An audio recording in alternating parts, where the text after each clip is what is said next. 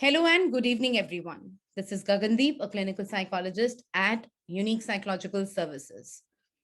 And today, in your Unique Psy Academy, which is a division of Unique Psychological Services, we will be talking about different types of correlations.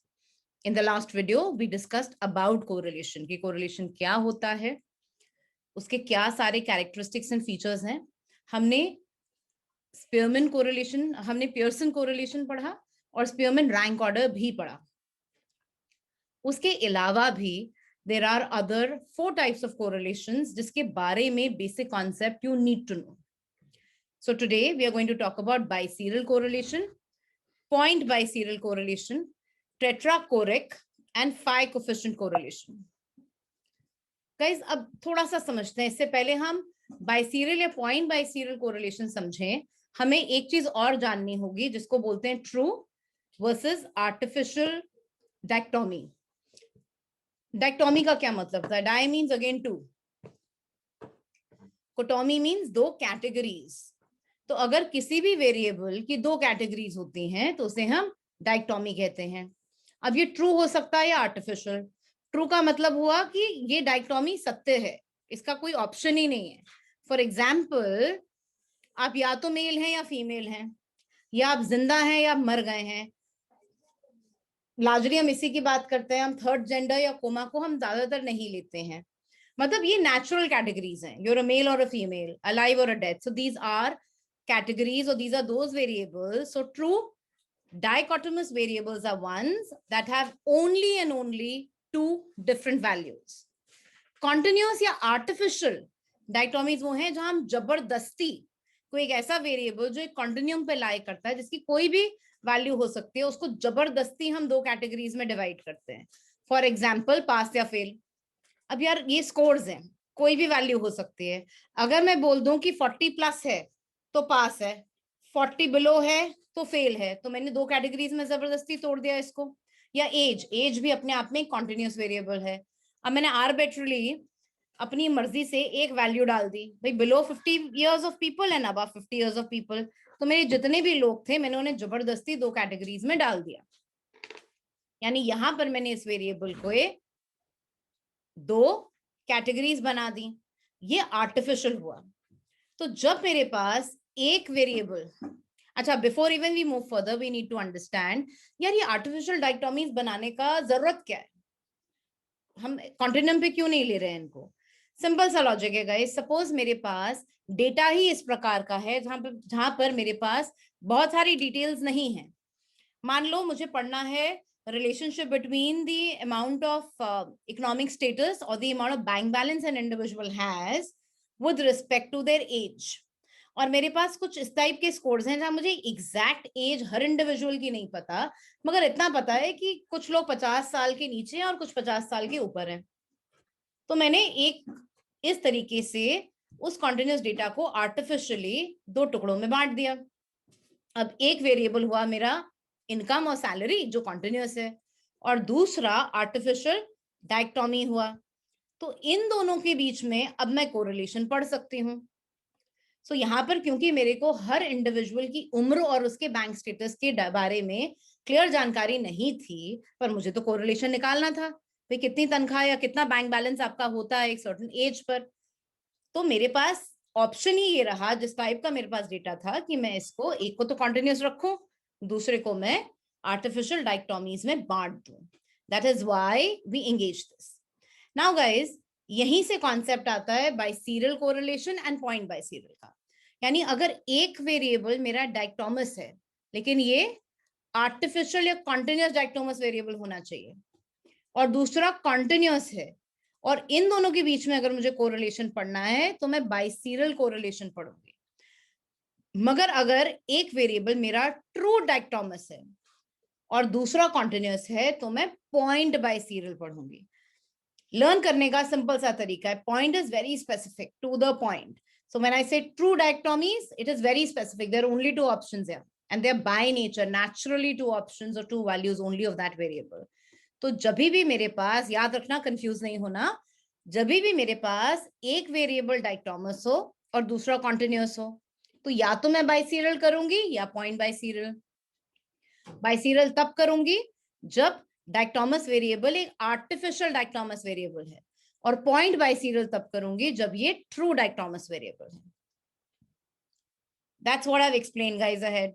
So biserial correlation is used to measure the relationship between variables where one variable is continuous, that is measured on an interval or ratio scale, and the other is an artificial dichotomous variable. For example, income versus age of people above and below 50 years. And I just explained you कि ये करना इसलिए भी पड़ता है because कोई और दूसरा तरीका ही नहीं है डेटा ऑब्टेन करने का. अगर कभी आपको चॉइस करनी हो बाइसीरियल या पियर्सन में, तो डेफिनेटली बाइसीरियल लेस रिलायबल होता है. You should always go for a Pearson correlation. हम क्यों ये चॉइस की बात कर रहे हैं? क्योंकि अगर आप नोटिस करो, जो दूसरा डायकोटोमस वेरिएबल है वो टेक्निकली एक कॉन्टिन्यूस वेरिएबल है. उसको हमने जबरदस्ती आर्टिफिशियली दो कैटेगरीज में डिवाइड किया because my nature of data is such. But suppose आपके पास ऑप्शन हो कि दोनों वेरिएबल्स कॉन्टिन्यूस हो, तो आपको पियर्सन कोरिलेशन आपकी फर्स्ट चॉइस होनी चाहिए. आप बाइसीरियल तब यूज कर सकते हो जहां एक कॉन्टिन्यूस है दूसरा भी कॉन्टिन्यूस है, लेकिन आपने दूसरे को जबरदस्ती दो कैटेगरीज में डिवाइड कर दिया. तो बाइसीरियल कोरिलेशन तब करना सेंसिबल है जब सैंपल बहुत लार्ज हो या अपने पास टाइम नहीं है यार, हमको फटाफट फटाफट फटाफट निकालना है. Because biserial correlations are very quick to calculate. मगर स्टैंडर्ड एरर इनमें ज्यादा होगा, ऑब्वियसली होगा गाइस, क्योंकि हम सारी जानकारी ले ही नहीं रहे. जब भी आप कोई भी निर्णय कम इंफॉर्मेशन के आधार पे निकालोगे तो एरर का स्कोप बढ़ जाएगा. That is why we say that biserial correlation is not as reliable as Pearson. So if you have two continuous variables, go for Pearson. Do not break the other continuous into an artificial dichotomous. But in case the data is such that you don't have an option कि एक continuous है और दूसरे पे मेरे पास सारी जानकारी नहीं है, तो मुझे उसे dichotomous artificially या artificial dichotomous variable में convert करना होगा, तो उन cases में आप biserial correlation निकालेंगे. As I just explained, so point biserial, as the name says, point, यानी जब एक वेरिएबल कॉन्टिन्यूअस हो और दूसरा ट्रू डाइकोटोमस हो और आपको उन दो वेरिएबल्स के बीच का कोरिलेशन पढ़ना है, तो आप पॉइंट बाइसीरियल कोरिलेशन का इस्तेमाल करेंगे. For example, income versus gender. Now income is a continuous variable, it can have any value. Gender दो ही है, या तो मेल हो या फीमेल हो. To compute the point biserial correlation, तो ये जो मेरा डाइकोटोमस वेरिएबल होता है, इसको पहले हम एक न्यूमेरिकल स्कोर में कन्वर्ट करते हैं, बिकॉज कोरिलेशन निकालने के लिए मुझे नंबर्स चाहिए गाइस. तो मेरे पास जो कैटेगोरिकल डेटा भी है उसे मुझे नंबर्स में कन्वर्ट करना होगा. तो हम एक कैटेगरी को 0 वैल्यू देते हैं, दूसरी कैटेगरी को 1 देते हैं. तो अब मेरे पास दो नंबर्स आ गए, एक तरफ इनकम आ गई और दूसरे कॉलम में जेंडर में मान लो मेल को मैंने 0 कर दिया, फीमेल को 1 कर दिया. तो मेरे पास दो रोज ऑफ डेटा आ गए, दो कॉलम्स ऑफ डेटा आ गए, एक में इनकम, दूसरे में 010101 करके या 1100 जो भी है करके मुझे जेंडर को मैंने न्यूमेरिकल स्कोर में कर दिया. अब इन दो को आप नॉर्मल जो पियर्सन कोरिलेशन फॉर्मूला होता है वो डालकर अपना पॉइंट बाइसीरियल कोरिलेशन निकाल सकते हैं. We move down to the third correlation called tetrachoric correlation. Guys, tetrachoric correlation हम तब निकालते हैं जब दोनों ही वेरिएबल्स मेरे डिस्क्रीट हैं, कॉन्टिन्यूअस है ही नहीं. दोनों कॉन्टिन्यूअस है, पियर्सन निकालोगे. एक कॉन्टिन्यूअस है, दूसरा डिस्क्रीट है, तो पॉइंट बाइसीरियल या बाइसीरियल निकालोगे. दोनों ही डिस्क्रीट हैं, दोनों ही variables x and y are artificially reduced to two categories, categorical कर दिया मैंने, तो वहां पर मैं टेट्राकोरिक कोरिलेशन निकालूंगी.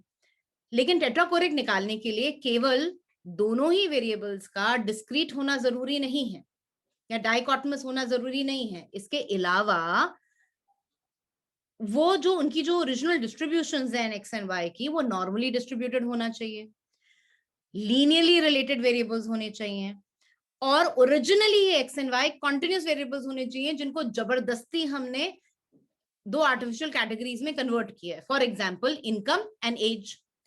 इनकम को भी मैंने कर दिया अबव 1 करोड़, बिलो 1 करोड़. उधर एज को कर दिया अबव 50 इयर्स, बिलो 50 इयर्स. तो ये basically X and Y originally तो कॉन्टिन्यूअस वेरिएबल्स थे, मगर दोनों को मैंने जब जबरदस्ती आर्टिफिशियली कैटेगरीज में डिवाइड कर दिया, वो भी डाइकोटोमस कैटेगरीज में, बिकॉज प्रोबेबली मेरे पास डेटा ही ऐसा है, I don't have enough information कि मैं 1:1 निकाल सकूं। तब हम टेट्राकोरिक कोरिलेशन का इस्तेमाल करते हैं। ऑल्सो दोनों ही वेरिएबल्स लीनियरली रिलेटेड होने चाहिए हैं, और मेरी इनकम और एज दोनों की ही डिस्ट्रीब्यूशंस नॉर्मली डिस्ट्रीब्यूटेड होनी चाहिए। Under the appropriate conditions, it should give you a coefficient that is nearly equivalent to Pearson. And टेट्राकोरिक को हम पियर्सन का एक अप्रोक्सीमेशन मान सकते हैं, बिकॉज अगर मेरे पास दोनों ही वेरिएबल्स का सारा डेटा होता, क्योंकि दोनों कॉन्टिन्यूअस हैं, तो मेरी फर्स्ट चॉइस पियर्सन होता, मगर because I do not have enough information, so I didn't have a choice but to divide my data into 2 categories. Therefore I went for टेट्राकोरिक।